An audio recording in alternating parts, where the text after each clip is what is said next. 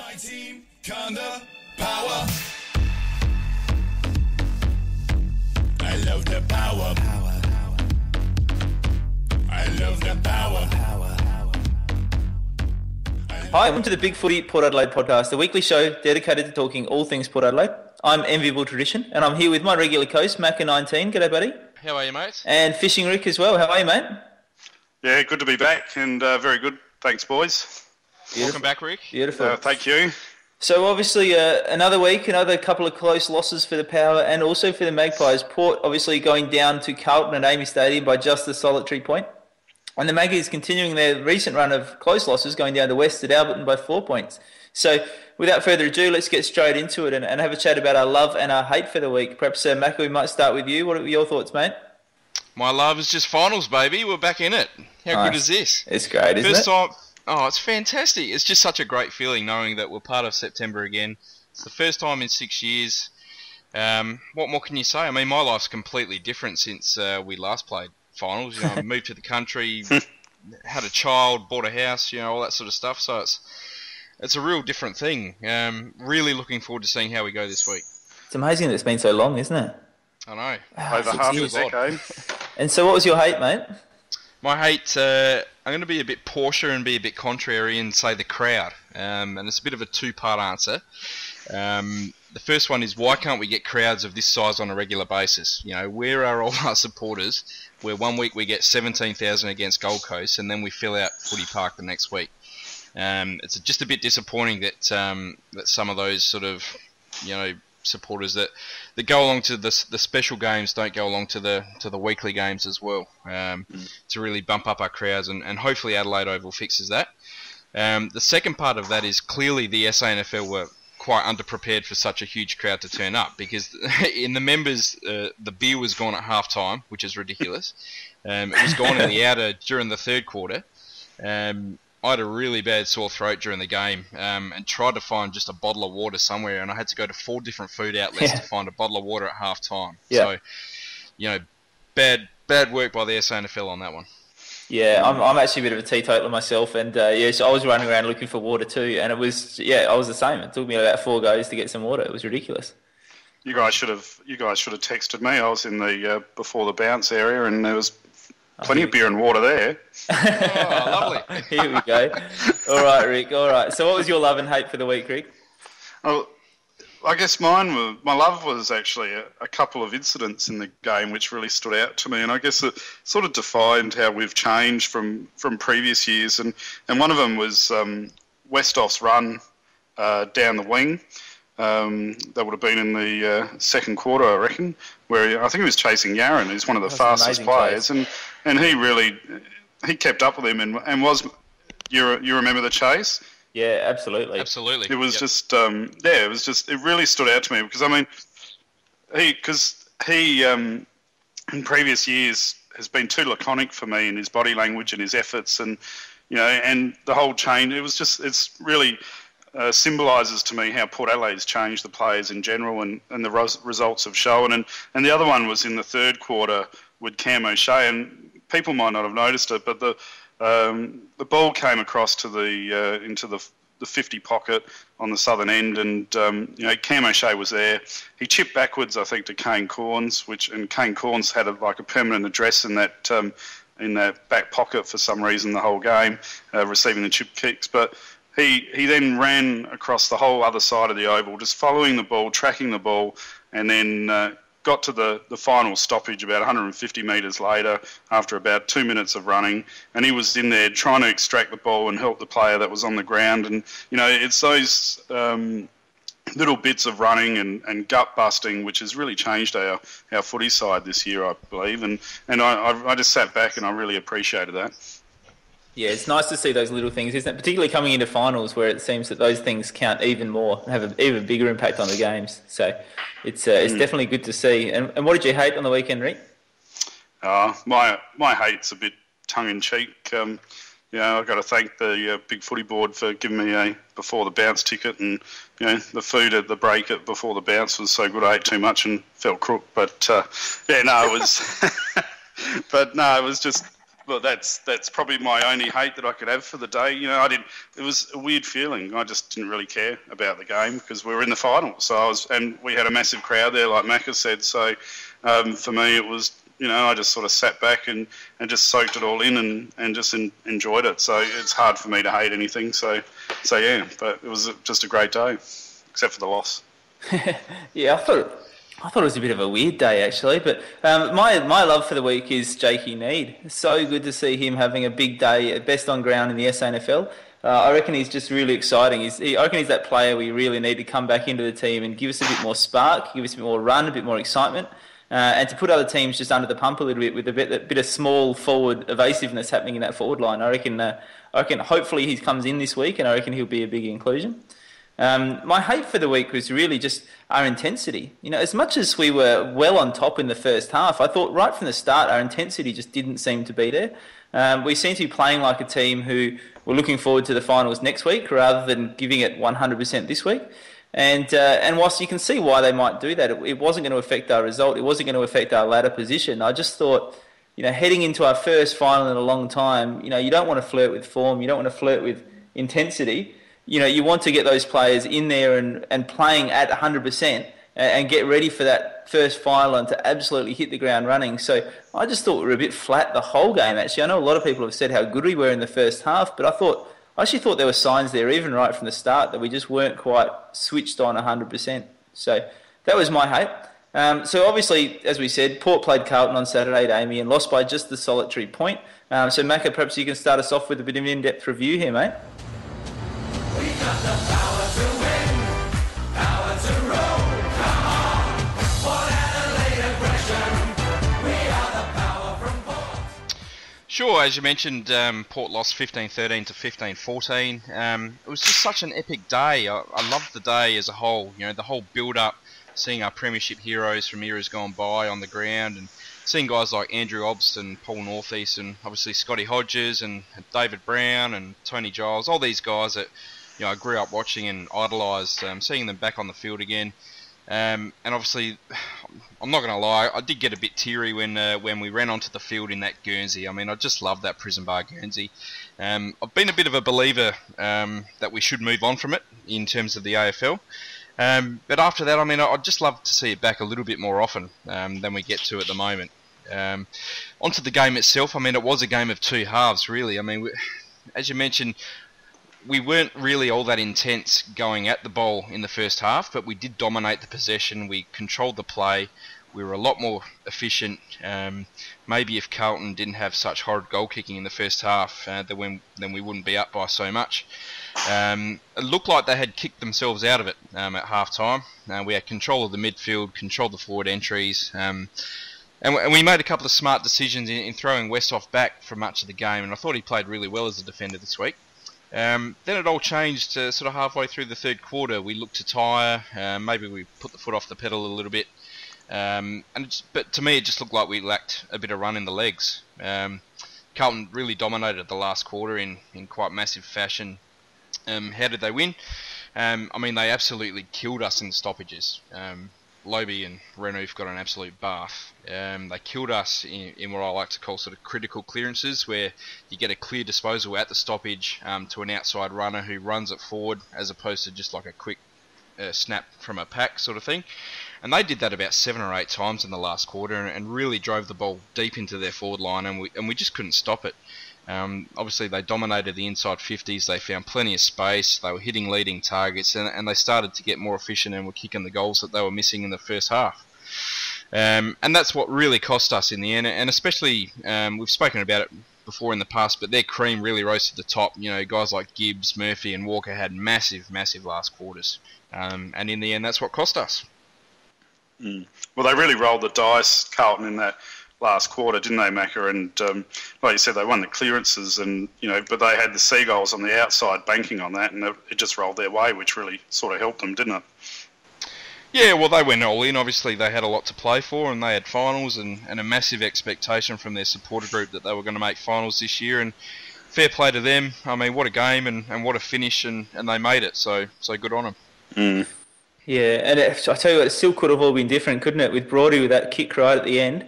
It was You just backed him in, didn't you? You saw Brody loping towards a 50. You thought, oh, this is just the perfect scenario for him. He loves these kicks. He'll slot this one straight through.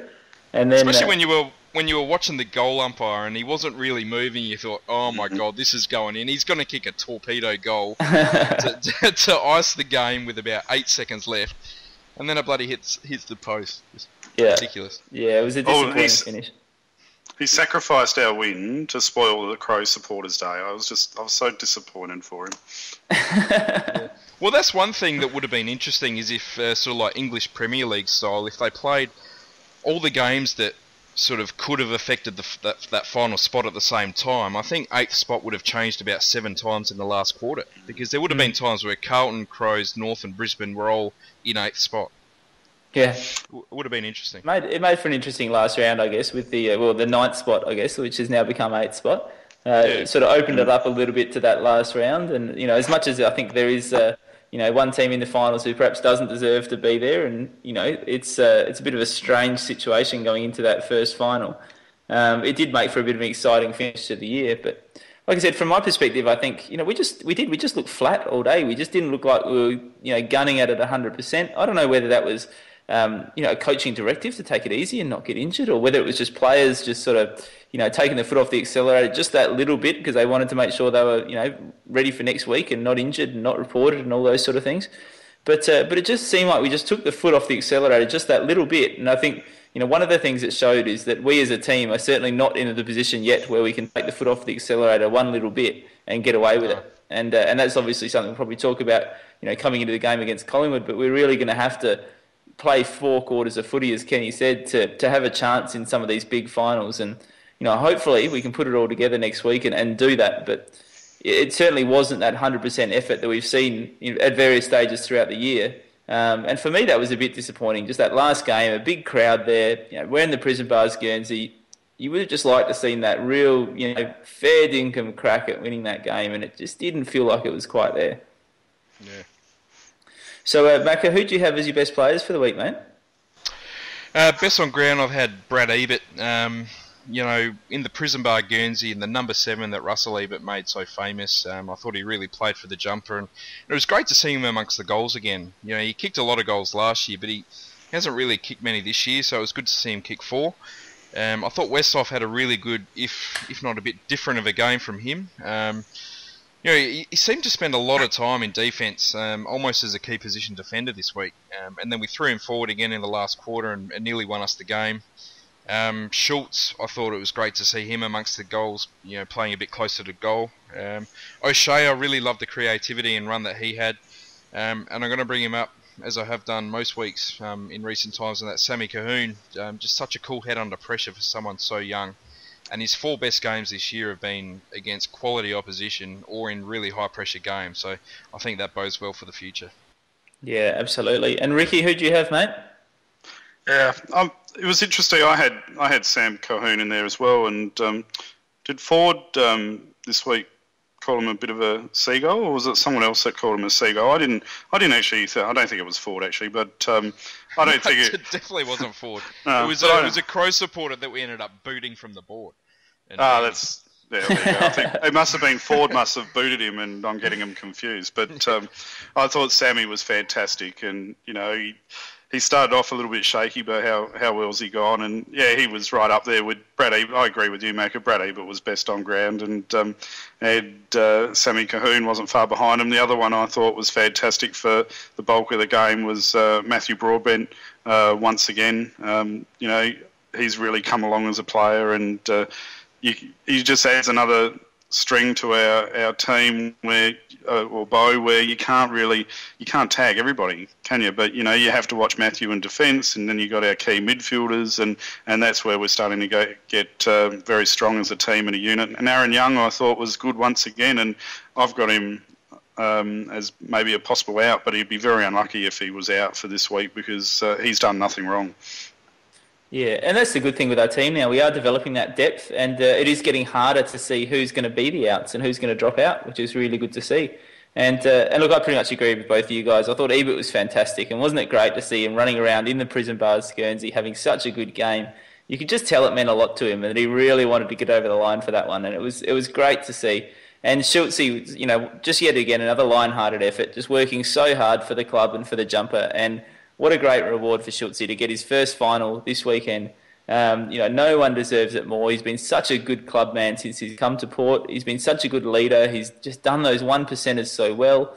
He's been that real focal point up forward. He's a beautiful kick for goal. I'm so rapt for Schultze of what he's done since he's come to the club, and I think he just so deserves to have that final, and hopefully really deserves to get a win in the final. So I'd love to see that happen this year too. But my best were Ebert and Schultze, and once again Sammy Colquhoun. We've spoken about him pretty much every week on this podcast. It's pretty obvious he's a bit of a favourite amongst us.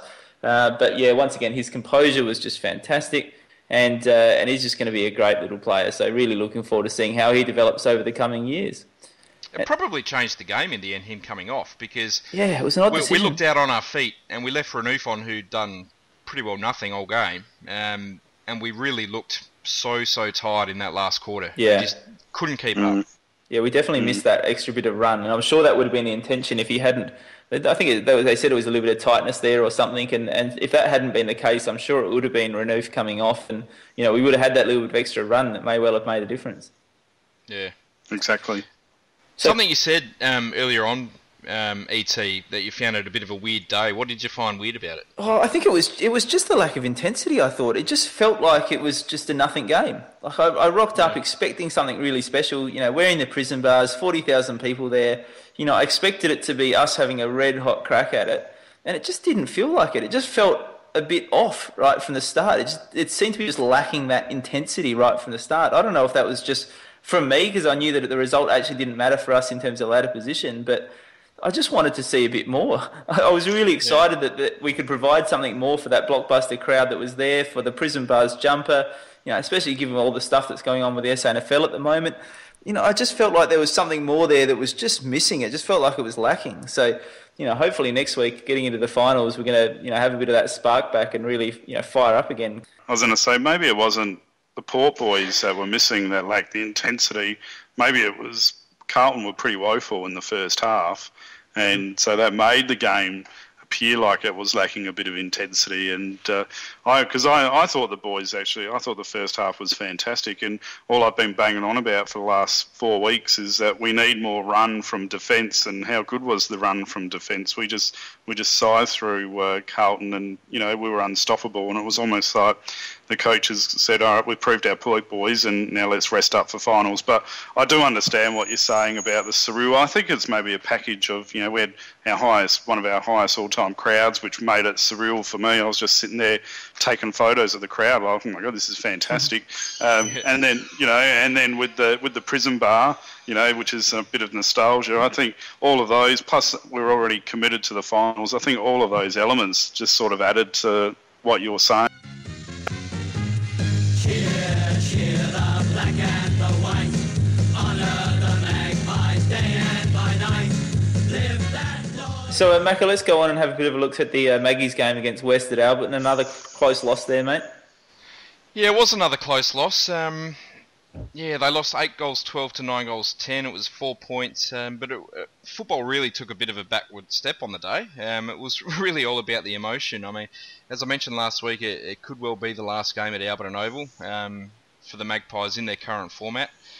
I guess in terms of the actual game itself, it was fairly opposite for the last 2 months, in that Port started really strongly. They led by about 4 goals at half-time and then stopped after that. They had 100 more disposals, 100 more marks, which is ridiculous. They had more clearances, more inside 50s, but lost the game. But in the end, it was all about the emotion. It started before the game even happened. At the end of the reserves game, the reserves did a lap of honour. A lot of the players were in tears. At the three-quarter time huddle, supporters were allowed to sort of encroach back as it used to be, sort of, and crowd around the playing group a bit. And there was a lot of emotion there, especially amongst the supporters, and you could tell quite a few of the players were tearing up as well, and that was before the game had even finished. And then it was really, really emotional after the game, not just because of the fact it could be the last game at Alberton, but it was Michael John's farewell in front of his home crowd, and even though we lost, everyone sang the song on the Oval, and all the players were in tears, and a lot of the supporters were well, and there was quite a lot of emotion and even anger in the crowd of what might happen in the next couple of months in regards to the Port Magpies. In terms of best players, Stevie Summerton was probably best on ground, and he had a bit of a controversial week in that he really put the hammer on the Port hierarchy on Facebook. It got dumped about 2 hours after he posted it, but he really let fly at KT and Koshy, and he ended up walking the walk on the field and had 38 touches and 16 marks, and Sammy Gray had around about the same and kicked a goal as well. And then guys like Corey Baird, obviously Jakey Need, he had a fantastic game, and Josh Thurgood kicked 4 goals. Betty Newton was alright, Henry Slattery was okay as well, and Scanlon played okay as well. It was really disappointing though that we couldn't hold on in that last quarter. West Hughes kicked a goal with about 3 minutes left, and were able to hold on in the end. Yeah, so have a look at the rest of the SANFL. Rick, obviously I mentioned Jakey Need earlier. Is there anyone else that caught your mind there for the power players? Yeah, I thought it was good to see Mason Shaw come back after a couple of poor weeks. Probably conditions didn't help him either, and what he banged through 5 goals. And I keep holding out hope that maybe next year's going to start coming up and becoming that key forward that we need, and definitely the 2015, because I'm really worried we need another key forward, and either that or John Butcher's going to have to show us something pretty soon. But yeah, he was the main one, and I guess my mate Matt Thomas, again another 30 disposals in the SANFL, but has he done enough to stay with us? I don't think so. I think he'll be gone. Yeah, I think that's probably a consensus. Been a good club man, but it might be time for both parties' best interest, I guess, for them to part ways. Absolutely. Good old Collingwood forever. They know how to play the game. Side by side they stick together. Okay, so for our next section, we're going to preview the big game on Saturday night against Collingwood at the G. Obviously, a big game for both clubs. And as a first for us, we've got a podcaster from one of our other teams coming in. We've got Hot Pies with Sauce joining us. Welcome, mate. Hey, guys. Pleasure to be here. Boo. I know, Collingwood supporter on the podcast. Everyone have to forgive us, but he seems like an all right bloke so far, so we don't hate him just yet. So, mate, what are your thoughts about the game ahead? Oh, I really can't wait. I'm not sure what's going to happen. I was actually at the game at Amy Stadium between the two teams earlier this year, and it was scary.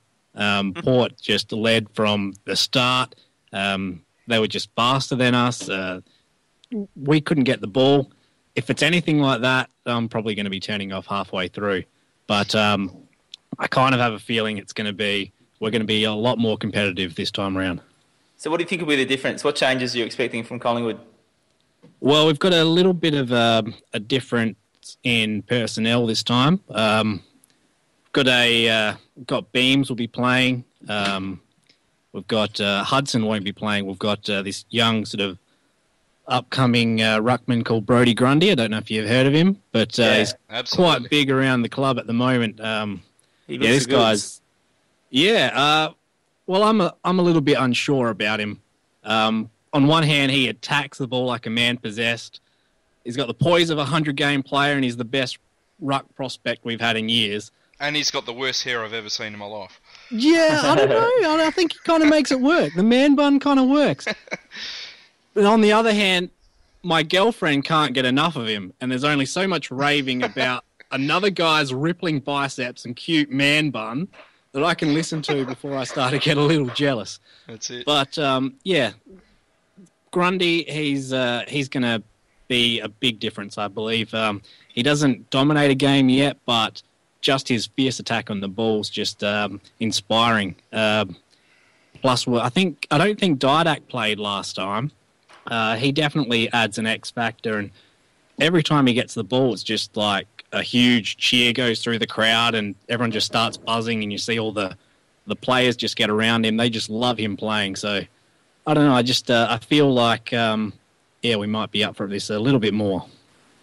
Yeah, I guess the first thing that I want to add is that fate has come together for Port Adelaide and Collingwood, because I believe it's the same weekend of J-Mac's passing last year. Oh, I didn't know that.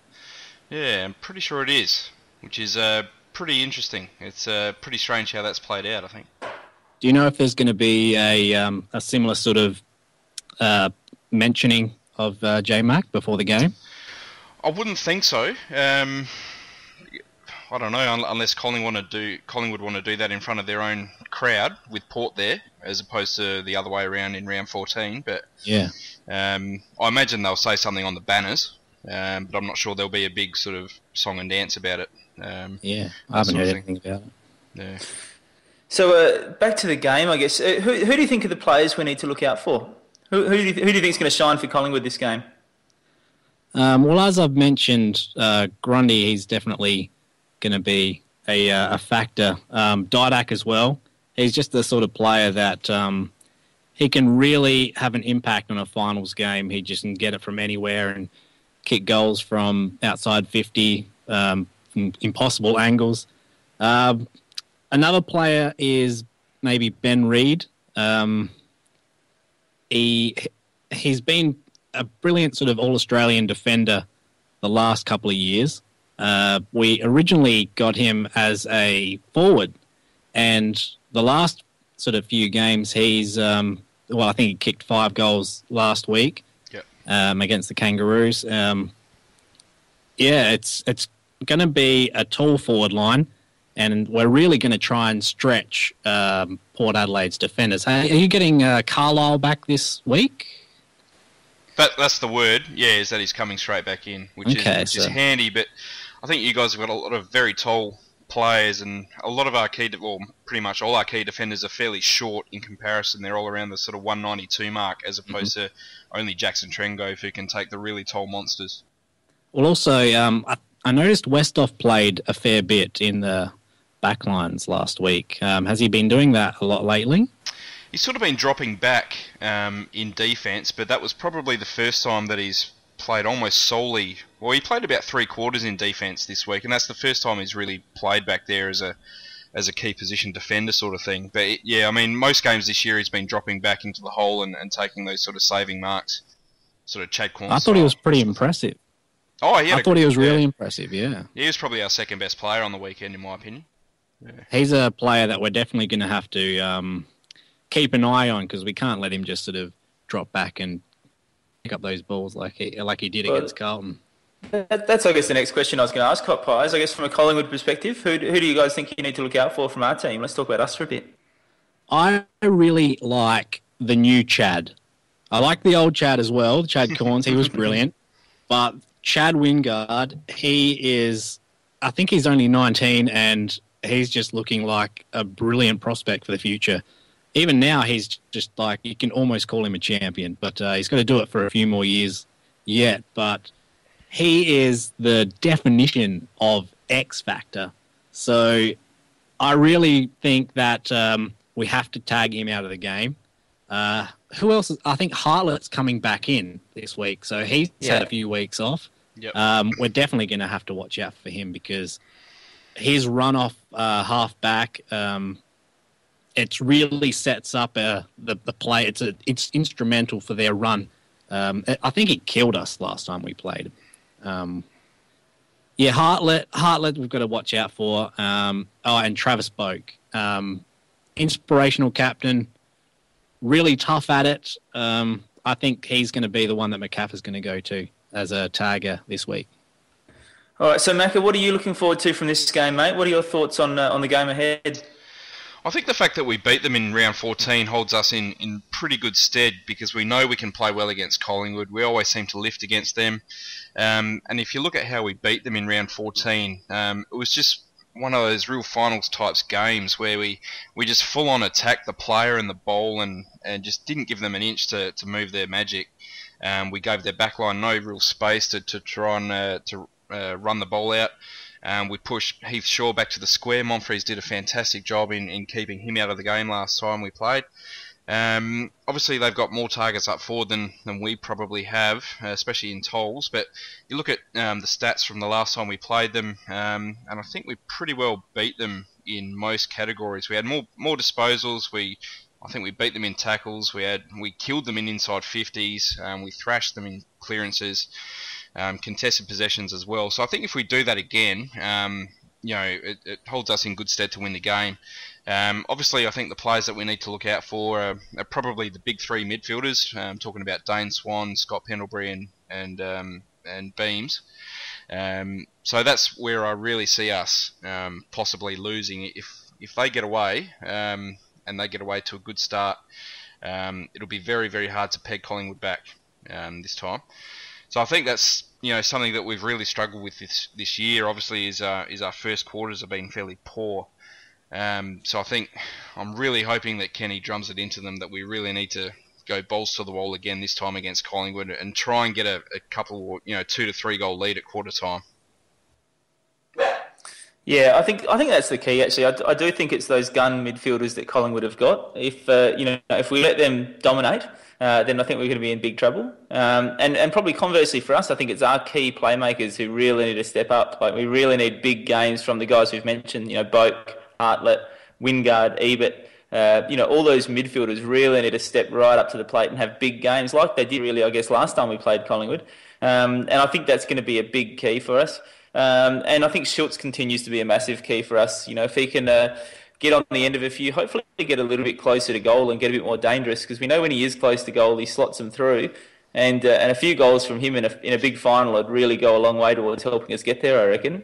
Yeah, I think the thing with Port is that we're just so unknown going into this final. I mean, it's pretty much everybody's, a large percentage of the playing group's first final. There's not many left over from the 2007 grand final team, or at least that played in that final series. I think it's only really Boak, Carlisle, Cassisi and Corns that'll get games.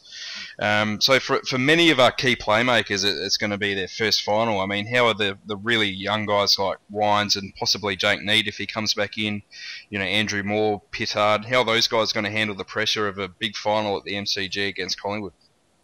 Yeah, and I guess that's the question around the Pies as well, isn't it? Like the Pies seem to have been a bit up and down too. They're a bit hard to peg this year. What do you think? Yeah, I think with the overall factor, that's something that we could definitely use to our advantage. As you mentioned, Port hasn't got anywhere near the finals experience that we've got in our list at the moment. I think it's something like your list has got about 48 sort of finals games between them, while we've got in the hundreds.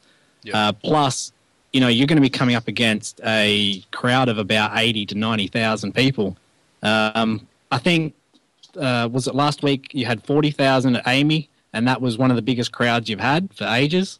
Yep. There's a real danger of Port coming out and a lot of their young players just getting a bit of stage fright. And we really need to, if we see any sort of sign of that at all, we have to jump on it and take advantage and hopefully have a similar sort of result to your last final. No, steady on. Steady on. Almost snuck that one in there. All right, so guys, let's have some tips for the game. So Hot Pies, let's start with you, mate. Who do you think is going to win and by how much? I think it's going to be a close one. I think it's going to be Collingwood by 10. By 10 points, that is. And Macca, what do you think, mate?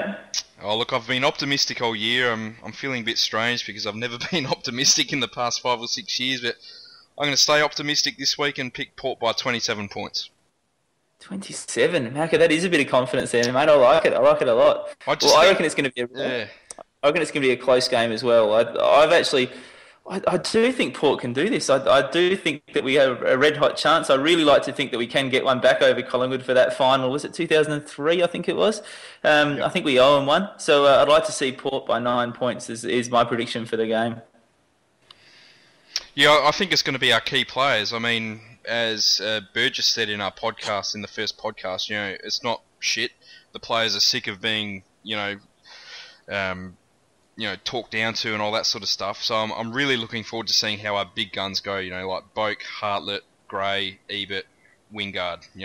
Those 5 players, they're the keys, and I'm really expecting them to have big games. Beautiful. And it's great to see... No, you go, mate. You jump in. I was just going to say it's great to see Port in the finals again. They're a really exciting side this year, and I think your tip of 27 points... the only way that's going to happen is if our bus breaks down and we can't make it to the game. Seriously. bit of confidence there. I like it. You never know. So, You never know. Hot Pies, thanks for coming on today, mate. It was a pleasure to have you on. Look forward to the game. Obviously, looking forward to a Port victory from our side of the fence, and hopefully for the Port fans, this is not just the first of many finals this year and in the following years as well. So, thanks for coming on, mate, and hopefully we can speak to you again another time soon. The pleasure is all mine, and bad luck for next week. Cheers, buddy. I love it when Collingwood choke. It's football's greatest joke. They've lost more grand finals than any other team. And so, Rick, we missed out on you for the review of the Collingwood game. So, but just quickly before we head off, mate, it'd be great to get from you a prediction for the game and perhaps a scoreline and a margin. I think Collingwood's going to win, and I think that. I'm sorry. I think they're going to. That is so disappointing, Rick. I know. I think they're going to win by about 35 points. I think we're going to have a bit of stage fright early, and then we're going to be chasing our tail after that. But and was that 35 number deliberately picked, mate? Because it's been a bit of a talking point, that 35 number.